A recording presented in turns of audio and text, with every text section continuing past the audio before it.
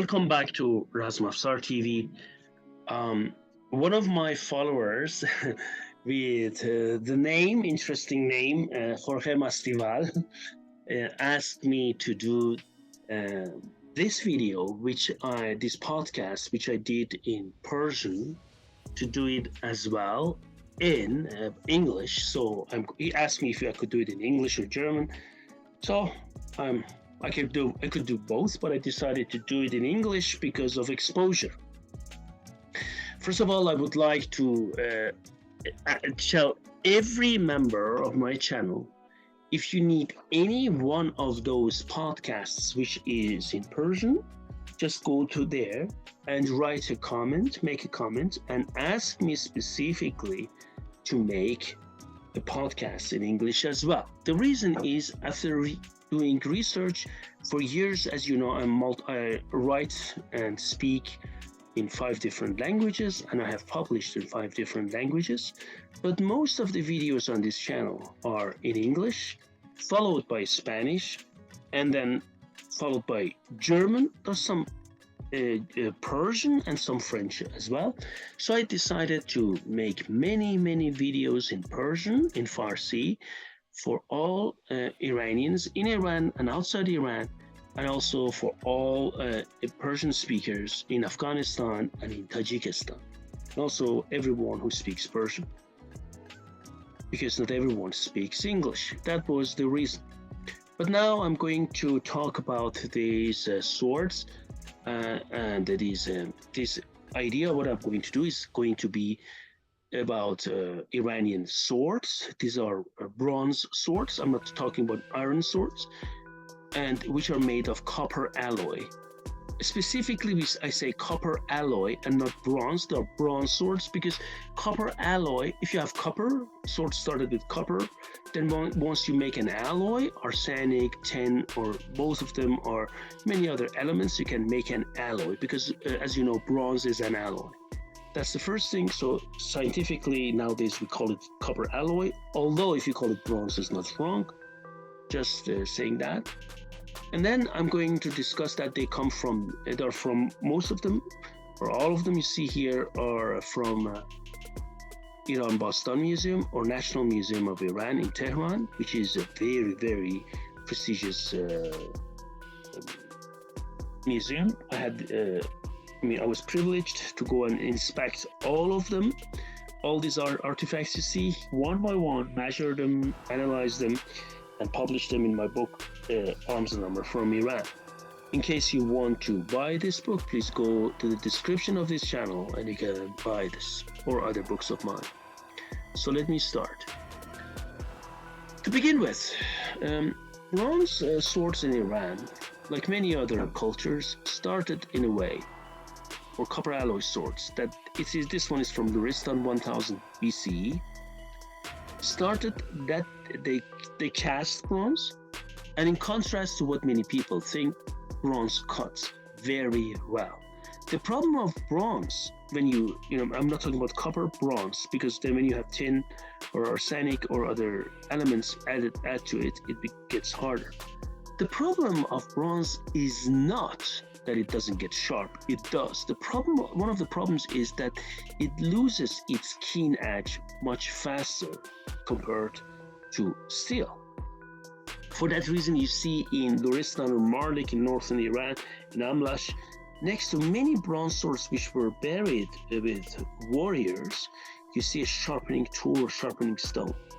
So they kept sharpening it much more often. The second thing, in contrast to what many people think, and I'm going to show cutting tests with bronze swords with reproductions, bronze swords are also stable and strong. Of course, not as crucible steel is, or steel in general is, welded steel is, but steel is strong. The problem actually it has less flexibility, but the problem, as I said, is that it loses its sharp edge much more often, and that's the problem. And I think this is the book Cutting Edge. It's about European bronze swords, if I remember it correctly. They talk about how they use bronze swords, I think, in warfare. So the first thing, they cast it, So they have a cast, they have a model, and they melt copper and add elements, and then they pour it into this cast. This what you see is an open casts. So they pour the molten copper alloy into that. Together there is a one cast, open cast, and then the tank is cast together with the blade. Then they come and polish it, and you see this as a midrib for the strengthening the blade. And as you can see, that this is the tank. So what is now gone? Normally they use the perishable material for the tank. What does that mean?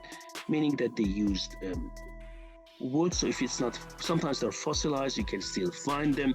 But if they're not fossilized, then they're gone, perished away.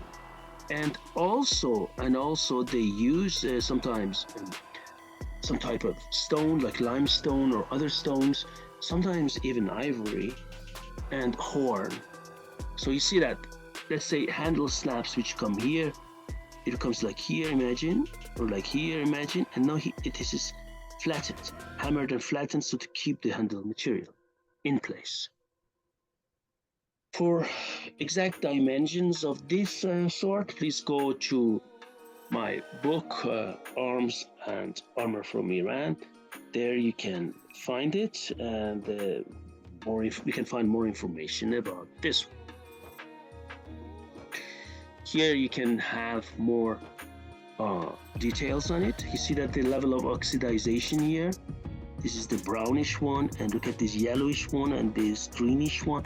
I'm going to talk about the materials and the elements and the process of oxidization on bronze later on in one of my upcoming videos, but I just want you to show I wanted to show these to you now.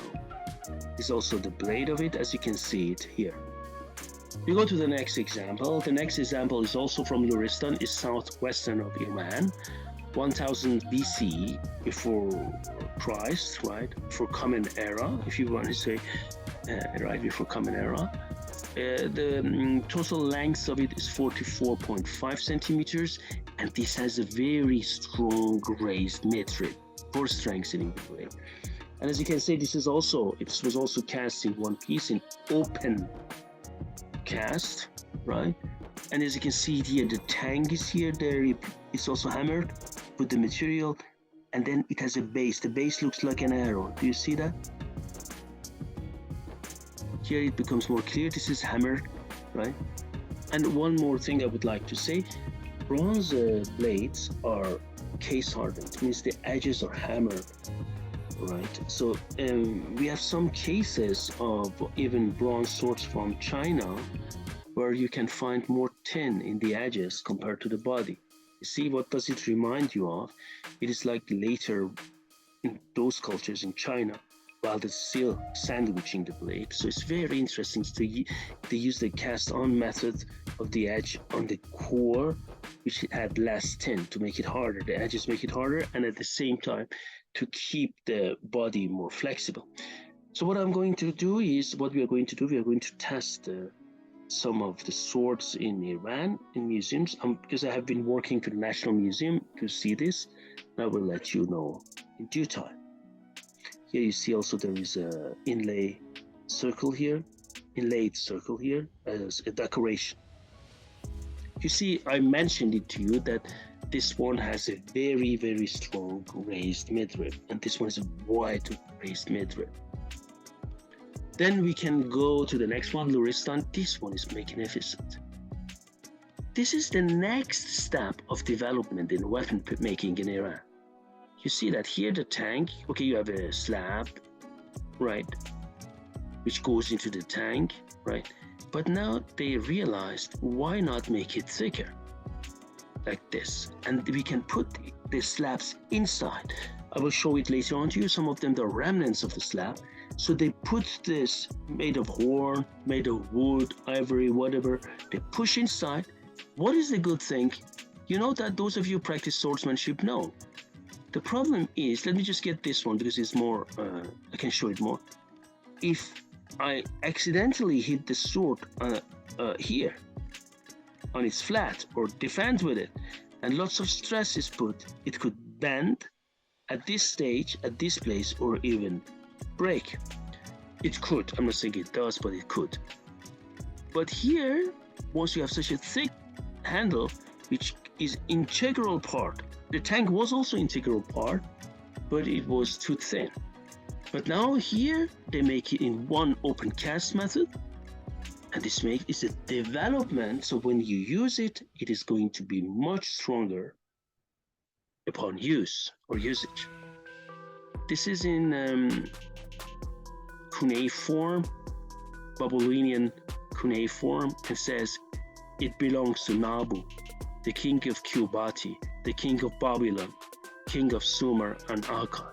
Now then you say, why Luristan? Luristan was a center of weapon making back then, and they delivered lots of weapons also to Babylon or to neighboring areas. Here you see more, a close-up of it. You can find more information as far as dimensions and information are concerned on this sword, on this short sword in my book, Arms and Armor from Iran. Now let me move on. The next one is also very interesting. The next one is 45.2 centimeters. Maybe I forgot to mention that. This one is 41 centimeters. And okay, this is actually a date onto that. It is 1146 to 1123.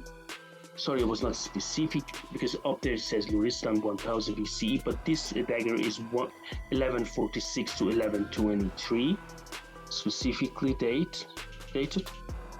And if I come here, this one is, again, it's general, they give an estimate, 1000 BCE. This is 45.2 centimeters long, the total length. Here is 41. You see quite a short sword, right? And here you see that again, it was cast in one mold, right? It was cast in one mold. And in this mold is that the handle, right, slabs could be later placed into it, made of perishable material. That's the reason it's not there. It could have been wood, could have been horn or whatever. And then it was buried with the warrior. Look at it here. And then here the flanks, you just push it a bit down so it keeps, I will show it later on to you. Here's the handle, you can take a look at that. Many swords from Luristan, many bronze swords from Luristan have this specific shape.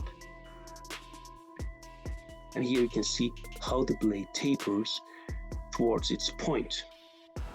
I show you one more of this type. These are all in my book, Arms and Armor from Iran. This is 1000 BC, and this is 36.5. Again, it was cast in one mold, and as you can see it here, again, you see the same concept as I explained. Just here, in casting process, as you can see it here, there was one specific place which was also cast into that to keep possibly the handle slabs in a tighter place, contrast to this one. You see that? You see that? So there are variations.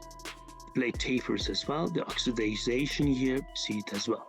Now, this one gets interesting. Again, all of them from National Museum of Iran. 1000 BCE, 47.2 centimeters long. Here you see the remnants of the slabs of the handle. Look at this. You see? These are the rivets. You see? Here you see the rivets. On the other side, you see still the remnants of it. You see? Broken off. Very interesting. Now we go, and then you can see we are still in the second stage of the development, right? That we have, again, one mold, one open cast, but then instead of having a thin tang, we have instead of having a thin tang, we have the handle also cast together with the blade, but in a right shape, in a wide shape, so it's stronger.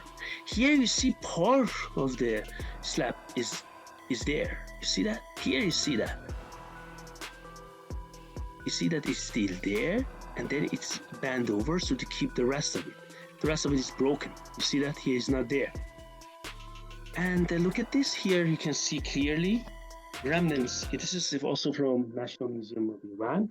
All of them are in inventory where I analyzed them in the National Museum of Iran. So you can see it here.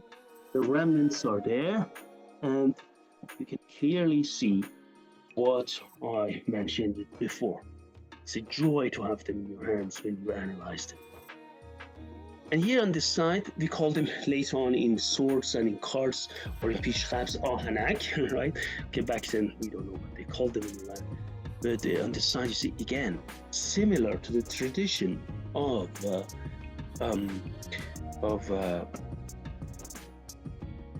ornamenting the ahanak, the tank bands.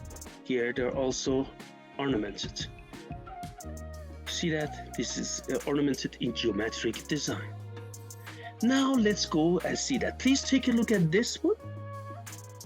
Here you can see more remnants of the handle. So it shows us clearly, this is also from National Museum of Iran, it shows us clearly one thing, that back then, right, when they, I'll just go back and show it to you. Maybe this gets a bit more interesting.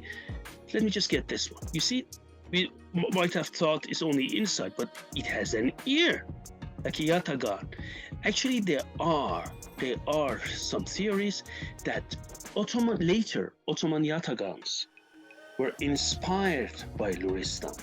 We have also, I think in Italy, if I'm not mistaken, similar short sword hats, which look like that. Cultures, all of them influencing each other, that's clear.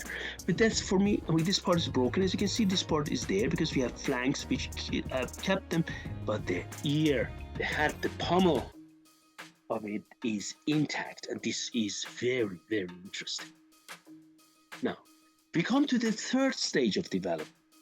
The third stage of development, they wanted to keep the shape like this, but when you get fight, they can break off, or you know that upon usage, parts of it at least, we know how horn reacts.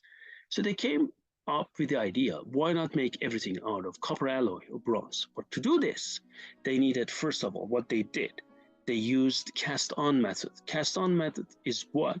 They used a mold, it has a tank like this, see, which comes up to here, which is a rivet. These tank here, and then the blade, they had in one mold, open mold. Then they had the cast on, which is a closed one, put the tank into that closed cast, and then they pour this molten bronze, molten copper alloy into it, and took the shape. Sometimes for very intricate ones, they used cire perdue method, right? So lost wax method, as we say in English, cire perdue in French. So they use it, so they take this specific shape. Sometimes they don't use that lost wax method, but just wanted to say sometimes they did. So this is here, and you still they kept this. Some of them is very interesting. They kept the tradition of putting a bit of slab of horn or ivory inside. Some of them they don't. It's just a decorative element. You see this ear shape, the pommel. So it's the third stage of development. We have also one cast method, as you can see it here. So there's a penannular, which has this. There are many from Luristan which have this shape. For more information, you can go to my book, Arms and Armor from Iran, or Lexicon of Arms and Armor from Iran, if you're interested in the development of these magnificent swords. Thank you very much, and I wish you a nice day. And I wish you a nice day and everything. Please just subscribe to my channel, like my videos, and make comments, become a member, and all the best for you. Thank you very much, and see you soon.